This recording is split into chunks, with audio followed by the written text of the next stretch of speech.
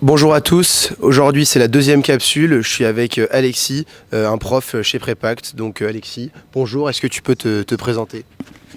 Bonjour Ati, alors je m'appelle Alexis, je viens à la base du Mans et après donc je suis allé faire ma prépa à Louis-le-Grand et j'ai rencontré l'équipe Prépact et j'ai ensuite intégré HEC Paris. Donc comme j'ai posé à Lucas, on va parler un peu de tes points forts, tes points faibles. Il y aura trois parties, on va parler de ta prépa, de tes concours, puis on aura une section conseil.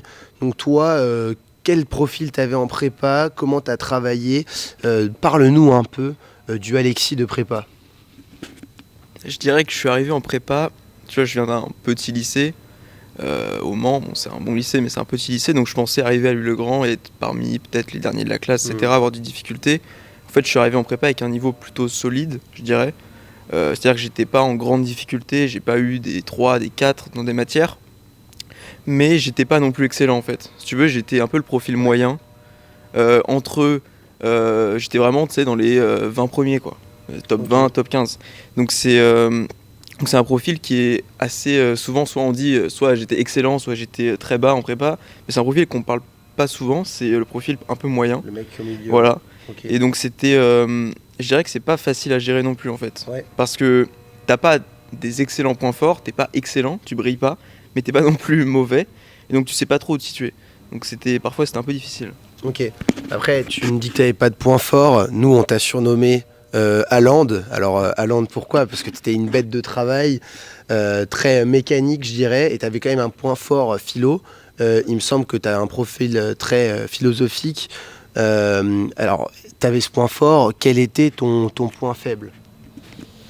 Donc effectivement oui, bon Haaland effectivement on m'a nommé Haaland, c'est pas moi qui ai choisi ce surnom, mais effectivement j'avais un point fort philo, surtout en première année, parce que j'avais pas mal travaillé la philo avant, etc. au lycée.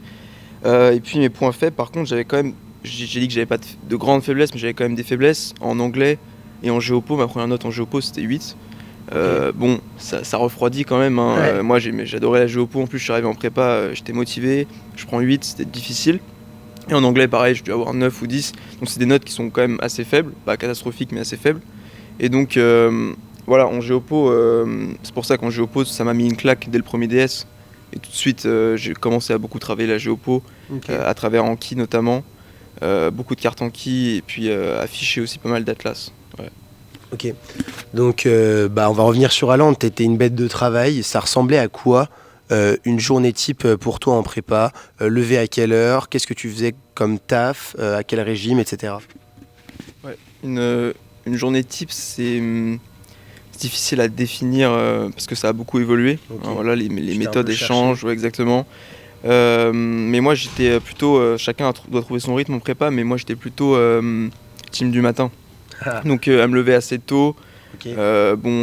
Ça dépendait des périodes, mais j'ai pu tester voilà, 5h du matin. On se lève, bon, ça fait mal, hein, 5h du matin. Faut être motivé, mais j'ai pu tester ce genre de voilà, se lever très tôt, travailler 2-3 heures le matin et ensuite aller en cours. Et ça m'a permis voilà, de gagner, en fait, gagner du temps et pouvoir combler mes faiblesses, notamment donc en anglais et en géopo. Donc, en prépa, quand tu arrives, tu fais des trinômes de colle.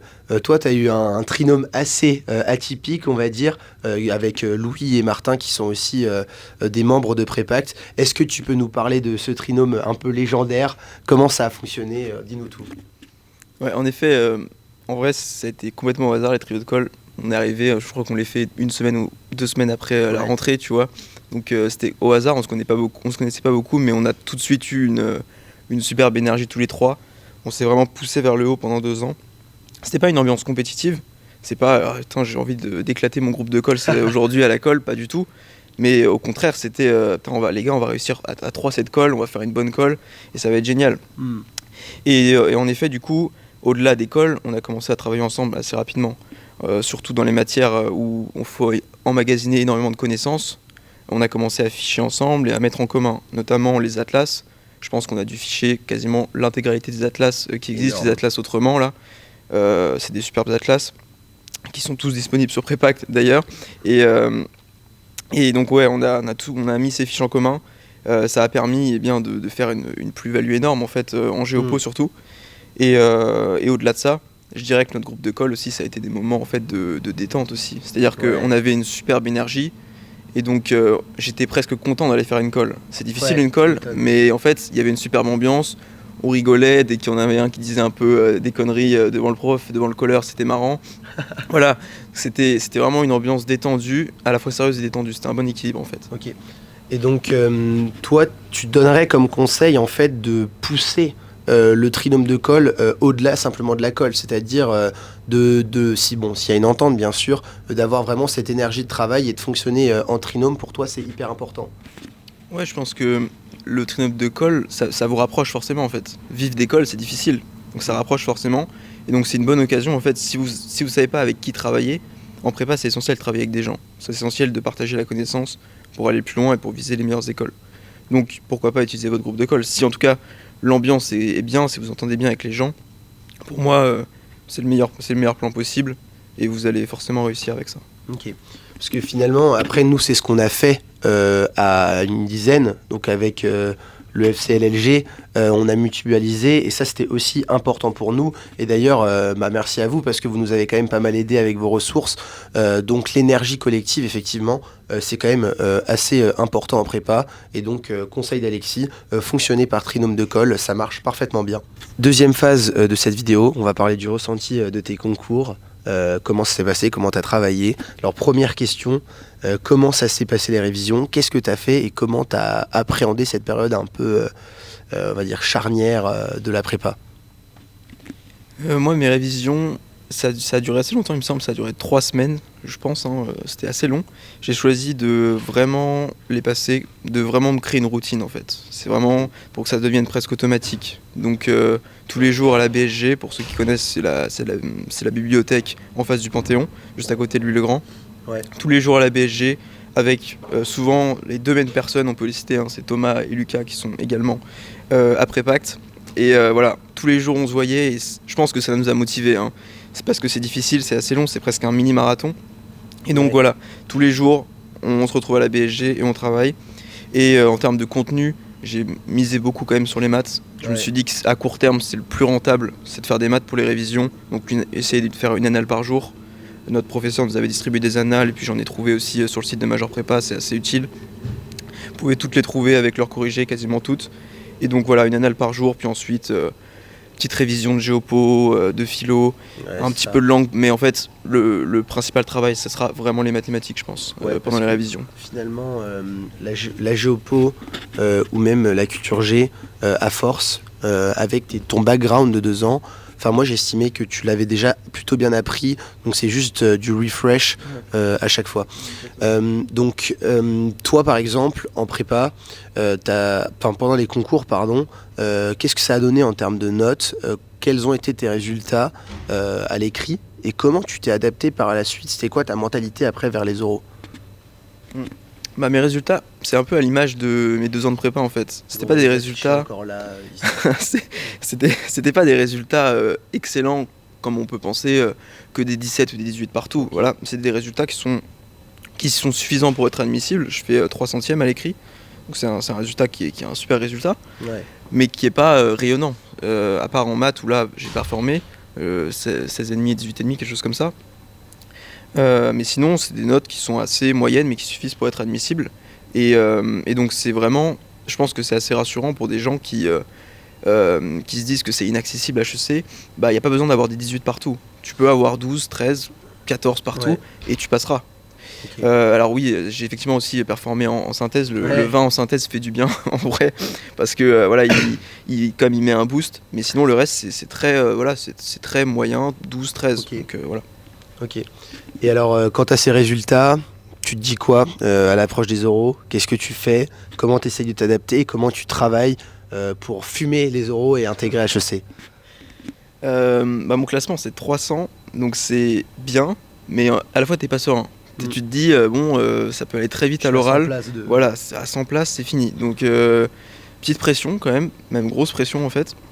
Et là, j'ai misé pas mal quand même encore une fois sur les maths, ça n'a pas bougé en fait, sur les planches de maths, le plus possible de planches, pareil, elles sont disponibles sur Major Prépa il me semble, plein de planches de maths, et puis ensuite pas mal aussi de CSH parce que l'épreuve faisait peur. Voilà, le plus de rêves possible, revoir le plus de rêves possible, s'entraîner sur des sujets. Et puis aussi, mais en vrai, pour être honnête, c'est pas la période où j'ai le plus travaillé. Entre les écrits et les oraux, la fatigue se faisait ressentir des 2 ans de prépa. Et clairement, il y avait un petit sentiment de est-ce que vraiment là ça va changer cette heure de travail, ça va changer mes résultats aux oraux Pas sûr. Donc je me suis aussi un peu reposé pendant cette période. Et je pense que c'est important, franchement, pour être en forme aux oraux et donner tout. Ok.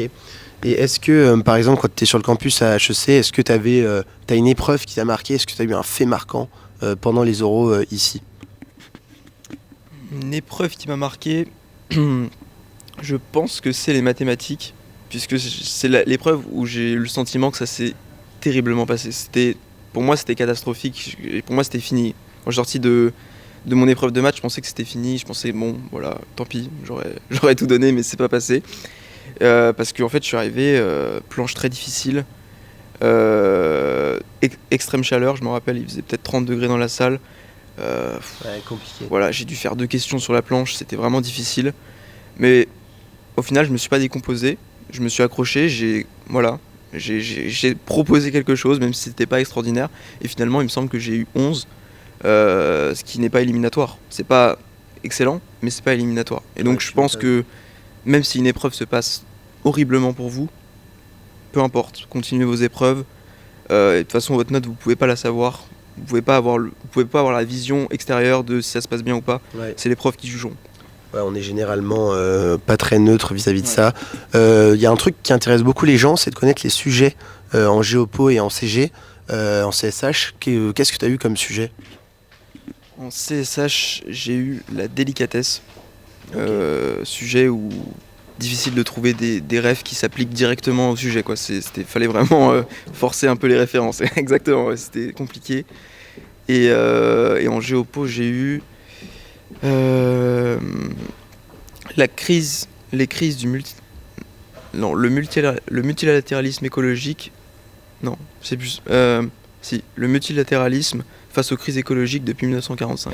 Ok. Sujet classique, mais pas évident de se démarquer, quoi. Troisième partie de cette capsule, avec Alexis, toujours présent. On va parler des conseils, les conseils qu'il a à donner justement autour de la prépa. Conseil général, puisque tu es le GOAT de la philo, est-ce que tu aurais 3 livres à conseiller à un étudiant pour travailler la philo en prépa? Je pense que le plus important avec les livres en philo en prépa, c'est qu'ils soient courts et efficaces. On n'a pas le temps de lire la critique de la raison pure en prépa, soyons honnêtes. En tout cas en prépa ECG. Donc je dirais L'existentialisme est un humanisme de Sartre, qui est vraiment très court, très efficace, qui peut être utilisé dans plein de sujets. Après il y a le discours de la méthode pour moi, qui vraiment pas, ça peut faire peur, Descartes, etc. Mais en fait c'est pas si difficile, et si on le maîtrise bien, pareil, ça peut être hyper utile. Et enfin, un ouvrage un peu plus long mais qui est hyper riche, c'est La crise de la culture d'Hannah Arendt. Je pense que voilà, un étudiant qui maîtrise déjà ces 3 ouvrages, il pourra l'utiliser dans plein de sujets et il aura une bonne connaissance philosophique déjà. Et puis sur juger, je pense que les étudiants ont déjà des professeurs qui leur ont donné plein d'œuvres, mais si je devais donner peut-être 2 œuvres qui me viennent en tête comme ça, déjà le procès de Kafka, qui est pareil assez court, et sur l'absurdité du jugement de la société et de la justice. Et peut-être une bref un peu éloignée, mais c'est une rêve que j'aime bien, c'est un livre que j'aime bien, c'est L'étranger de Camus, sur le jugement de la société, comment la société juge l'autre sans le connaître. Ça peut être intéressant aussi. Voilà. Dernière question qui va intéresser beaucoup d'étudiants. Comment est-ce qu'on a 20 en synthèse ? C'est une bonne question. Alors je vais essayer d'être synthétique à l'image de l'épreuve. Pour moi, l'important, c'est d'abord de ne pas trahir les textes. Vous lisez chaque texte et vous faites peut-être vous rédigez 3 idées par texte, ou 3 ou 4 idées de la manière la plus fidèle au texte sans le reproduire. C'est un équilibre à trouver. Il faut essayer à la fois de retranscrire le texte sans le trahir, et ensuite vous essayez de les relier ensemble. Et il ne faut pas penser que ça va être facile, que ça va être naturel. Parfois vous allez devoir le forcer, c'est normal. La synthèse, c'est un exercice superficiel, soyons honnêtes. Et donc parfois il faudra juste accepter que vous forcez un peu, vous casez des idées ensemble qui sont pas vraiment liées en fait. Mais il faut qu'il qu'il y ait une structure générale et que ce soit pensé avec une problématique et que ça découle bien. En fait, il faut que ça soit fluide. Je pense que c'est le plus important. Puis oui, bien sûr, l'épreuve elle dure 4 heures en synthèse. On entend beaucoup de gens qui sortent au bout de 2 heures, 3 heures. Pour moi, s'il y a 4 heures, c'est pas pour rien. Il faut utiliser les 4 heures. Et voilà, prenez bien le temps de réfléchir. Vous avez 4 heures pour réfléchir. On arrive au terme de cette interview. Est-ce que tu aurais un mot de fin, un truc à rajouter? Je pense qu'on n'en parle pas assez en prépa, mais c'est l'importance de la compagnie. Entourez-vous de gens avec qui vous vous sentez bien, avec qui vous pouvez rigoler en fait. Parce que la prépa, ça peut paraître long, mais la prépa seule ou sans rire, c'est interminable. Ouais. Donc vraiment, prenez le temps de vous entourer de gens avec qui vous vous sentez bien, avec qui vous vous sentez à l'aise et avec qui vous élèvent, vraiment. Voilà. Bon. Merci à tous d'avoir regardé cette vidéo, fin d'interview. Merci à toi Alexis d'avoir donné tes petits conseils, fait ce retour d'expérience. On se dit à bientôt pour une prochaine capsule. Ciao la team Prépact.